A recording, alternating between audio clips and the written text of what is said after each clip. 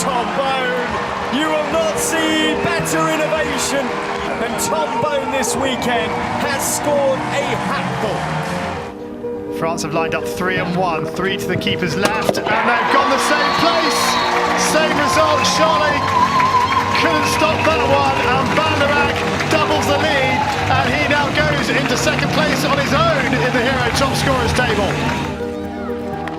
And there's the strike, and there's the goal. Argentina are just loving life in the Pro League this season. Albertario leading. Welcome. It's the FIH Hockey Pro League show. And my goodness me, we have got a whole weekend of action to talk about. There have been games galore and some quite amazing scorelines. But before we start, a quick welcome to our guests, Marsha Cox from South Africa. Good morning, Marsha. How are you today? Morning, Sarah. I'm good, thanks. Brilliant. And Adrian Lock from Spain. Hi, Adi. Hi, Sarah. How are you doing? I'm good. And Adi, I think you're probably, of all of us, quite exhausted because you've had a very busy sort of emotional weekend, really, in terms of your team. But we're going to talk about Spain's performances later. The match, or the matches that I'd like to start with, really, and the team I'd like to talk about to start with, is the seemingly unstoppable Argentina women. So, Marsha, I don't know if you've seen the team's matches. I mean, they played China in midweek, and where they won 3-1 and 3-1, and then Germany at the weekend. What were your takes on Argentina? Yeah, I was really impressed, particularly the German game, where you saw them just stay composed at times when they lost concentration, I think. We saw that in their defense, they didn't have to do too much except for, I think, a period of a few minutes where they made a lot of unforced errors. But yeah, a lot of great goals from them. Impressive penalty corner as well. I was going to say there's some standout performances there, weren't there? I mean, you talk about the defence not doing a lot. I did see a passage of play where I thought Belensuki was just amazing. You know, she was saving shot after shot after shot. And one of the comments that was made is that as a defence, Argentina will always be, at the moment, will always be quite good because they've been together, members of that team, for such a long time that they've actually got a really, really good understanding. And I think, Adi, if I just come to you on Argentina, again, another comment that was made by the commentators is how an awful lot of the teams that are preparing for the World Cup at the moment are still in stages of building and choosing their combinations. But Argentina seem to be a lot further along that path, don't they? Yeah, exactly. I think they've had a lot more continuity than many teams. They have changed coach, obviously, but a lot of the players are the same. They've brought a few younger players in as well. But I think they're, like you say, I think their game plan's pretty set. They know what they can do, what they can't do, how they want to play. I think they'll build up like everyone. I think everyone's kind of starting to get all their teams together and have an extended period of time together. So I think Argentina is similar in that way, that they'll build the combinations, they'll get going. But I think in terms of their style of play, I think they're a little bit more settled. And what we saw them from the weekend before, they seem pretty similar to what we've seen against Belgium and England in the games in Argentina previously. US was slightly different, had a few different players, but yeah, I think they're going to be strong. I think having so many players and experienced players and quality players repeating is going to put them in really good stead towards the World Cup. Yeah. I mean, Marsha, who for you on the Argentina side is really standing out amongst a galaxy of stars who are standing out anyway? Yeah. Well, I think I actually don't know her name, but number 3 in the Argentina team. We'll scrabble for our notes here. I might fill that one in later. Yes. But he's Gorsalani, no? The defender who flicks. Yes. Oh, of course. Gorze, yes. Thanks, Adi. That's how we did together. But yeah, she's a standout player for me. She's just so strong, so composed. And yeah, her penalty corner is just unbelievable. Yeah, really are. Talking about their opponents this weekend, Germany. I mean, Anna Schroeder, if anybody saw the interview at the end, was incredibly honest, I thought, in her appraisal, where she said, you know, Germany were just behind Argentina in terms of their preparations and everything. Again, Marsha, you know, you watch the game, you know the players. What are your takes on Germany? Because they are a team that offers so much, and yet at the minute they still don't seem to be firing. Yeah, I think, like Adi said earlier, Argentina are also a bit further in their preparation, having the fact that they know each other a bit longer. The German team, they've had a lot of changes in the last, I think, 1.5 years, and they always seem to take a little bit longer to settle and and find their rhythm. I think that they're on sort of a great path to the World Cup. So I don't think there's anything to be too concerned about that they slightly lagging behind. No, I think when it's like Anna Schroeder telling you that you need to up the game, you're going to do it, aren't you? Sorry, Heidi, carry on. No, I think the situation in Germany at the moment as well, they've just had the first weekend of the quarterfinals of their league. Then they stopped for the Pro League. They've now got the second quarterfinals of the league and then the final four. So I think you're catching them just kind of in between the club commitments, means there's less continuity as well. And as far as I'm aware, they've got a reasonably large training group at the moment. So they're giving everybody a chance, as some of the less advanced teams are, to see who's up to it. And then I think after the final four, on my understanding, they'll probably choose a definitive group of players to take through to the World Cup. So I think just the moment they caught them as well is advantageous to Argentina, who are a little bit in full preparation mode, whereas the Germans were still kind of in between the national duties and the club duties. Which in some ways is a good thing, because it means they're going to come sort of fresh, whereas Argentina have been together such a long time. Just staying with the Argentina-Germany fixtures from the weekend, Marsha, one of my favourite games of the weekend was the first match between Germany and Argentina, because it had everything, didn't it? It had the drama, but it also had the emotion. It was 6-3 to Germany in the end. But Yes. do you want to tell us about that game a bit? Yeah, I mean, just raining goals, which is just fantastic. Obviously, Argentina had they had a great start to the game, going 1-0 up. And yeah, Germany just, I think, showed their power in the penalty corner. And one thing that was really impressive for me was the rebounds on the penalty corner as well. It's just so phenomenal to see how fast they were and ready to react and just put the pressure on the goal. And a lot of the time it resulting in a goal. I don't know how it was for Gonzalo Paya to play against his old teammates and then to also score 2 goals. I think that was the match. yeah. I think that was also, interesting for a lot of people to watch in great anticipation to see how he would have risen to the occasion. And another player who stood out for me in that game was Trompet. Yes, really phenomenal running through the midfield. Yeah, I mean, it was an interesting one with Gonzalo Payet, isn't it? Because we talked to Shay McAleese about Gonzo, who knows him very well, and I get the impression he would not have wanted to be in the spotlight. He wouldn't have wanted that Player of the Match award. He just wanted to get on and play his game, and I think you're right. I think that was probably quite a tricky encounter for him, but it's a mark of his quality that he managed to stand up and deliver in that respect. The next day it was 1-1, and then perhaps unsurprisingly Germany won the shootout. That was a different proposition, that game, wasn't it, Marsha, again? Yeah, I think the recovery from Argentina is really great to see, after being blown away in that first game. Like you said, a lot of emotion, a lot of also there was just as well a lot of technical brilliance, I think, in that first game, and in the second game a little bit more composed and structured, and just probably sticking to a game plan that worked for them. So I think to then finish it so close and then lose on the shootouts would have been a bit disappointing, but what a great recovery. Yeah, I mean, I think that's the thing, isn't it? With all of these teams and with these sort of Saturday, Sunday or one game break in between, it's how the teams bounce back and play that second match. So England France, which I watched, this is the men's game. England, I mean, the first game, I don't know if either of you managed to see it, because England France, that was an amazing game, 5-4.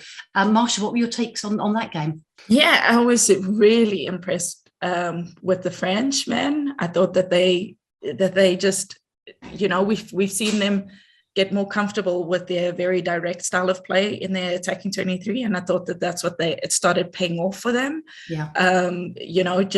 And also we know that they're a really resilient group of players.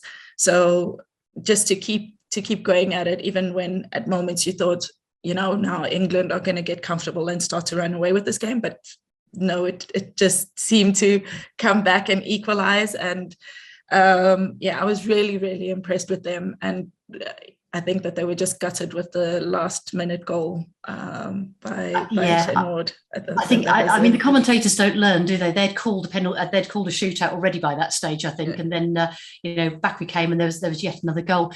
But yet on the second day, I mean, I thought France didn't really turn up on the second day. There was a lot of ill discipline. England took, they took the lead and just never looked like they were going to relinquish that lead at all, and it ended up 4-1 to England. So this is what we were talking about earlier about the ability to recover from one game to the next. Do you think France had just run out of steam after the efforts of the first day? Yeah, I think that is just something that will come with experience with them. And right now you see them start really well. We saw it also in their previous leg where they played quite a few games back to back or quite quickly after each other, that they it comes with ebbs and flows, their ability to really turn it on. And yeah, unfortunately, this time the turnaround was maybe just too short for them to really bring it back, turn it on again in the second game. They've got some fabulous players, though, haven't they? I mean, Yes. Van Garten was amazing. Charlet, incredible. Yes. Adi, I don't know if you know the Frenchmen at all, but I mean, they looked very, very good on day one. Yeah, they just seem to be a team that's been growing in the last few years, don't they? They've had some good results on the way, and they're there or thereabouts, and they're a team to be reckoned with now. I think that wasn't the case maybe 2 or 3 years ago, and they can scare a few teams. And building towards Paris, obviously, they're going to be pretty concentrated on that. And going back, what you're saying, those back-to-back games as well. I mean, it's sometimes hard because a team that's maybe hasn't done so well the first day it's always, you kind of correct the mistakes and you have a lot to work on. And the team that's done stuff well is kind of, well, we'll do that again. And then it never quite seems the same because the other team has changed. So it's interesting the dynamics in the back-to-back games and how they go. And it tends to be that the team that maybe hasn't done so well the first day or performed below themselves in terms of performance levels, independently of the result, tends to come back a lot stronger the second day. The teams that perform on the first day tend to struggle a little bit on the second day. There's probably some reason behind that, but it seems to be a little bit of a tendency. Yeah, I mean, that's a beautiful lead-in actually to Belgium-Spain men, where we saw on the first day. I mean, Spain, Max Calder surely will be so disappointed that he didn't take all 3 points from that first game, because Spain were at times sublime. But then we saw Belgium bounce back the second day, and it was an incredibly powerful performance. Do you have time to comment on that, Marsha, or do you need to go now? I need to go. I'm really okay. Sorry. Thank you very much, Adi. So we watched the Belgium-Spain matches. That first game, did you have a chance to speak to Max after the match, or did you get to see any of the male players? Yeah, I mean, I talked to Max a little bit over the weekend, not specific about his games, just in general, and I saw some of his coaching staff as well. But I mean, I think they've got to be pretty happy. It's a young team which Max is building here. There's a lot of inexperience in the team.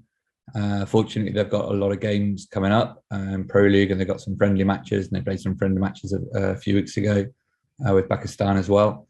And so it's a question of just building experience. But I think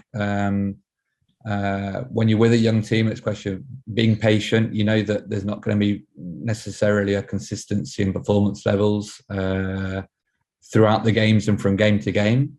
But on the other hand, to come to Belgium and to compete with Belgium as number one, world champions, Olympic champions, I mean, it's got to be a huge confidence booster for them that they're able to do that.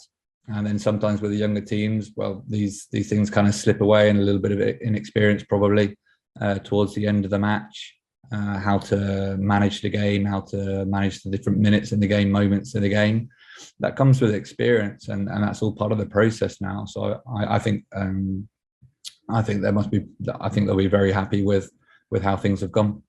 Yeah, I mean, as I say, that first match, I thought Spain were amazingly good. Of course, Tom Boone came back. He's been away for quite a while, and that was quite a return to action. Goals on the Saturday, goals on the Sunday, and actually, what I liked about his performance is the unselfishness of some of his moves as well. He basically set up Belgium's fourth goal on a plate for another player when he could have taken it himself. The Belgian men's team, they do seem to have an incredibly strong culture within the team that's almost keeping those old players there, isn't it? Because I mean, you know yourself, the life of an international elite hockey player is tough. It's intense. There's a lot of pressure on you. You've spent a lot of time away from family, and it's no surprise when people retire after Olympic Games or after a World Cup. But this Belgium side, there's so many caps amongst them. They just seem to keep going. So is that because the culture is there that they enjoy it so much they just don't want to leave? I guess when you go into an environment where you're happy there, you're comfortable there, and you enjoy being there, obviously it compensates the effort and the sacrifices that maybe you have to make along the way. So obviously they've had that continuity. A lot of their players have continued. I think they had a couple of young players coming in this weekend that joined in as well, who are developing, who are maybe a little way off with their younger players, but then they'll build up and put some pressure on the older players as well. I think also when you have the continuity of the players, but sometimes a change in the coaching staff, that freshens things up as well. You listen to somebody different voices, different ideas, different opinions, and that also makes it easier for the players to continue sometimes. Because sometimes the continuity of the players and the coach after an extended period of time can become, I don't think monotonous is the word, but less stimulating, we'll say. So obviously they've had that continuity, and I'm sure that the environment that they have there, without knowing it intimately, I'm sure it has something to do with it, and it compensates. I think the model they have of being in Belgium, geographically being close together, that they can work hard and be at home at the same time.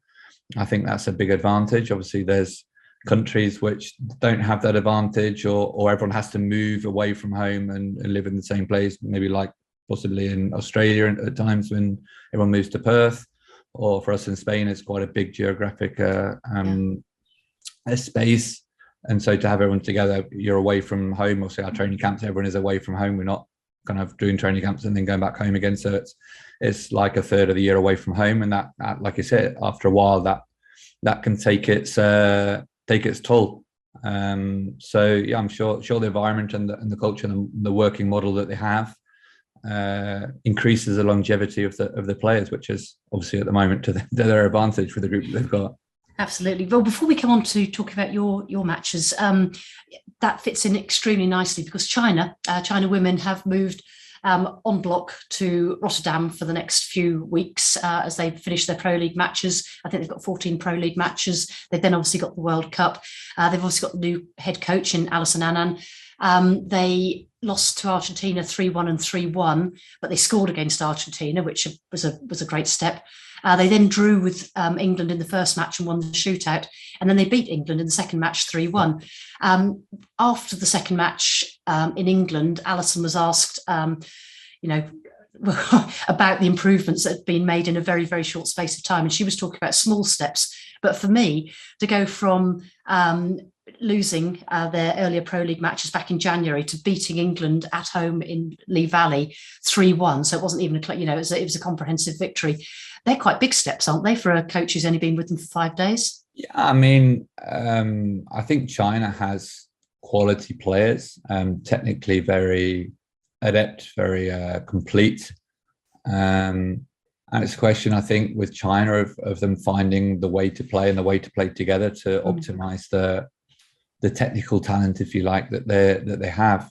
I thought the January games were just coming off the back of the Asia Cup. Yeah. So literally they were, after the 5-game competition, literally the next 2 days, 2 games in 2 days, I think it was just a little bit too much for them at that stage. China's a team that in the past, in my opinion, sometimes is better physically and less prepared physically at different stages. And so the talent's always been there. I mean, we've played quite a few games against China over the last few years, and sometimes we're on a par, and sometimes we've lost 5-1, and sometimes we've won 5-1, and they can turn up with different teams. So I think obviously having a new coach is a big motivation. They have a large player base, and so the players want to show what they're able to do. And Alison will come in, and that'll be a big motivation for the players at that stage to show you what they're capable of. Obviously, Alison will inspire confidence. She's got a pretty good track record. Yeah, it's not bad, is it? So I'm sure they'll have confidence. And I think Alison, I imagine, obviously I haven't spoken to her or anything, but I imagine she's seen what there is and making small changes and these little adjustments, but to try and get the maximum potential out of the team. So I'll be interested to see how that develops over an extended period of time, and extended period of time away from home, like you say, because they're away from now until through to the World Cup, as I imagine. So that's quite a long time to be away from home and be together. So sometimes it's just a question of managing that time as well. Yeah. But I think it's going to be really interesting, and clearly they're up for it, and they're going to be very competitive. That group, if I remember correctly, China's in Group B, isn't it? With England and New Zealand and India. That's right. I mean, that's already a pretty tough group, but I mean, China's going to be right up there, so it'll be interesting.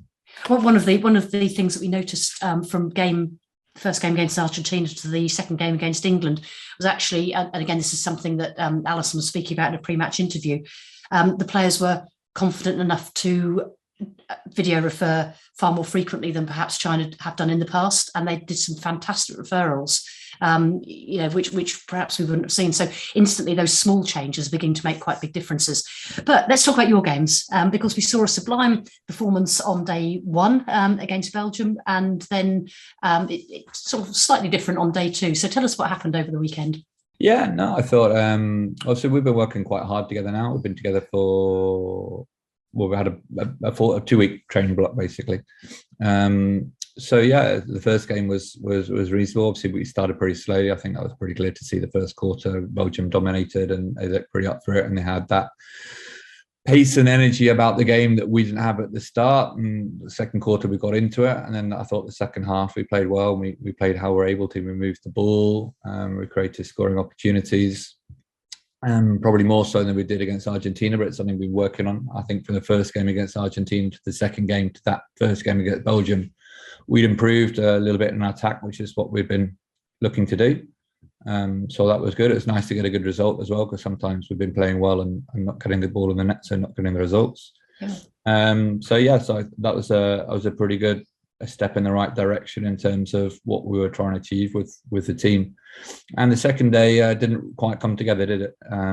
We were kind of not very precise. We lost a lot of ball. We didn't have possession. I don't think we actually tried to play in the right areas of the pitch. We talked about it and we tried to change it, but it didn't quite just come together. So I thought we were still pressing and recovering ball, but not ineffective in attack through the amount of lack of possession, and it became a very up and down game. And Belgium counter-attacked a lot, which they do well. And we couldn't quite get into it, and we had more corners than the other days, but we weren't successful in our chances. We didn't put away. So at the end of the day, Belgium kind of ran away with it, and we kind of lacked a little bit of energy, maybe emotional energy, maybe physical energy, just at the end of the training block, really. Yeah, I was going to ask you what you thought the reasons were, and it was literally almost running out of steam at the end of, as you say, a long period of both domestic and international hockey together. Yeah, maybe. I mean, I talked to players afterwards, and some of them were along that line, some of them weren't, some of them we didn't play well. So I think it's easy to generalise, and sometimes with a team as a coach, you generally say, well, this is the feeling I have, and then talking to players afterwards, you get different feedbacks, and different players are in different places as well, individually in their own preparations and their own moment in the season. So there was different feedback, but I think the important thing after these kind of games is to reflect a little bit on the reasons why, what we need to do individually and as a group. But I mean, it's been an intense few days. It's been really useful to have the team together and have all the coaching staff together as well. We haven't had a long time together as a coaching staff either. And to spend the 2 weeks kind of getting to know each other, and really we're still, like we talked at the beginning of the show a little bit about the moment teams are in their preparation, and we still feel like we're very much in our infancy as a group and learning how to play together and how we want to play, and what the basic structures or ideas more than structures behind our players, and how to make that a reality on the pitch. So we've still got quite a lot of work to do, and not a lot of time to the World Cup. So it's going to be interesting. The good thing is having the Pro League and having the games is good, because it gives us that chance to put things into practice that we're training. But maybe for the Pro League games, we're not quite so fresh as we would be if we were just concentrating on the games. But that's a little bit how these months are. So the main thing is that it's all useful. And I like all the teams that they can bring everything together at World Cup time. That's what everyone's trying to do. So, I mean, people's objectives as the World Cup and the Pro League is an exciting, competitive tournament that helps us build towards the World Cup. But I think for most teams, the World Cup will be that priority, and that's why they want to get everything together and have everyone fit and ready to go. Yeah, I mean, that is the coach's skill, isn't it? Bringing it all together at the right time, and actually being brave enough to try things beforehand. Which actually brings me on to the Belgium team, where in the post-match interview, the player, and I forget who it was saying, Charlotte. She was saying that the team had basically been rejigged. You know, she was suddenly playing forward where she used to be a midfielder, and players were trying different roles. And she said, actually, our World Cup journey is only just starting. And we keep seeing the little icon going across the bottom of the screen saying there's 40 days to go.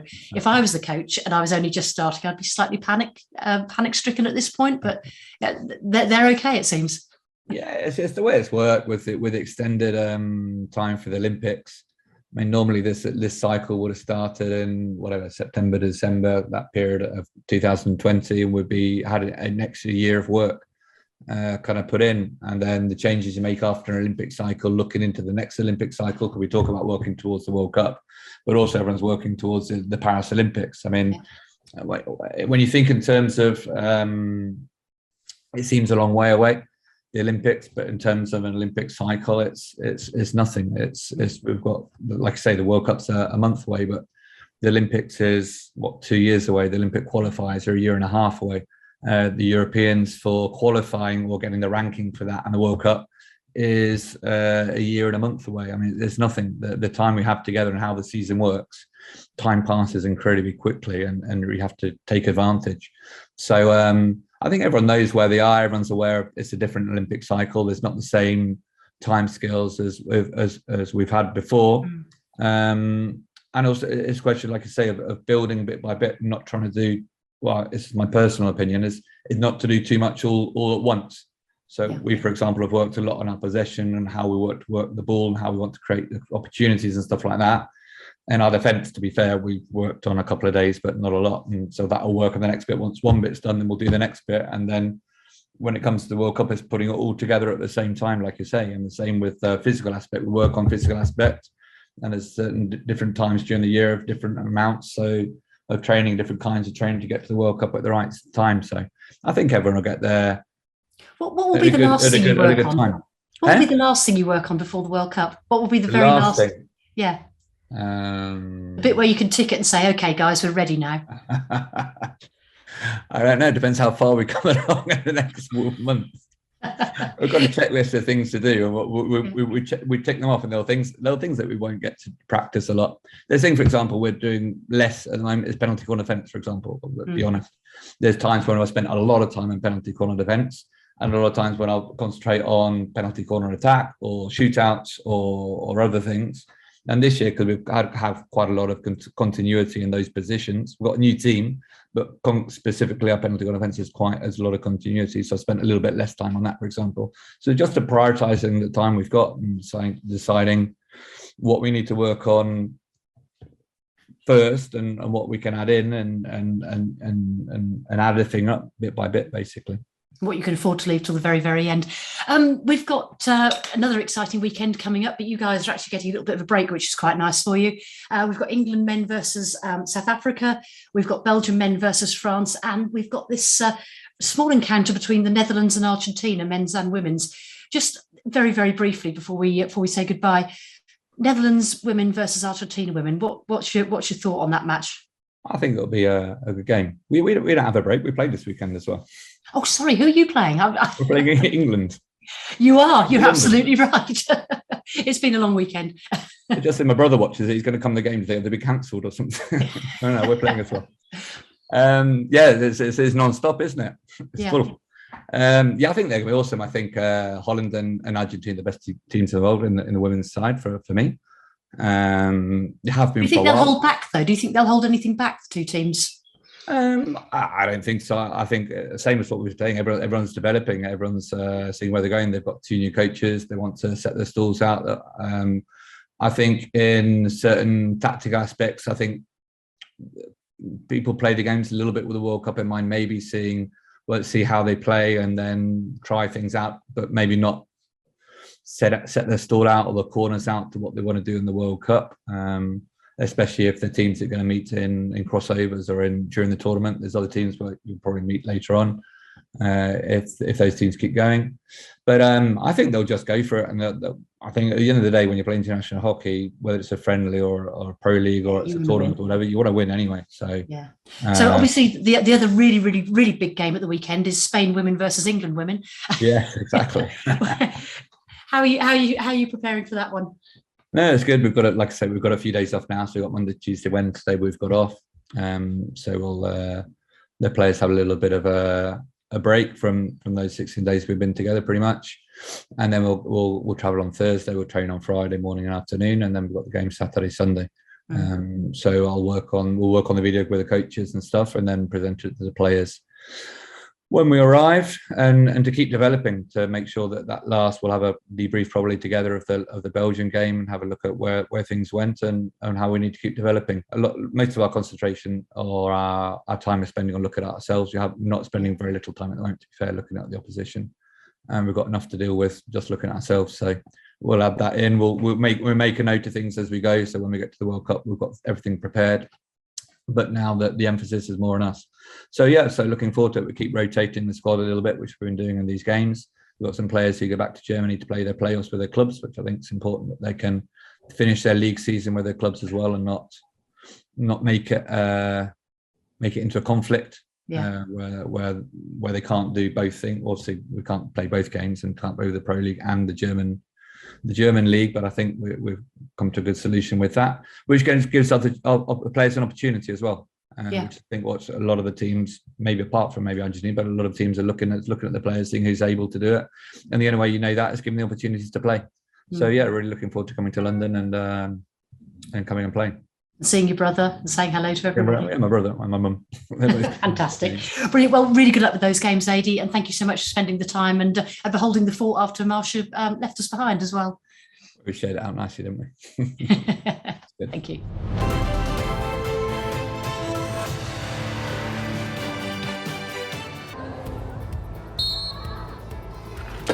Who dispatches it. That was so powerful. A lovely little through the legs from Lee Hong, and it's in the roof, and it's a very, very good finish indeed. Zhang Jingdan was there in the number 10 shirt. Good. Very good save from Hesh, and it had to be a good save because that was a powerful flip. And then, it's got in. It's crept in. Kind of deserved this lead that they've got right now. Good save from Hesh initially. It's a great rebound. Trying to get their first FIH Pro League win of the season, and it was no more than they deserved. A fantastic performance from Alison Annan's team.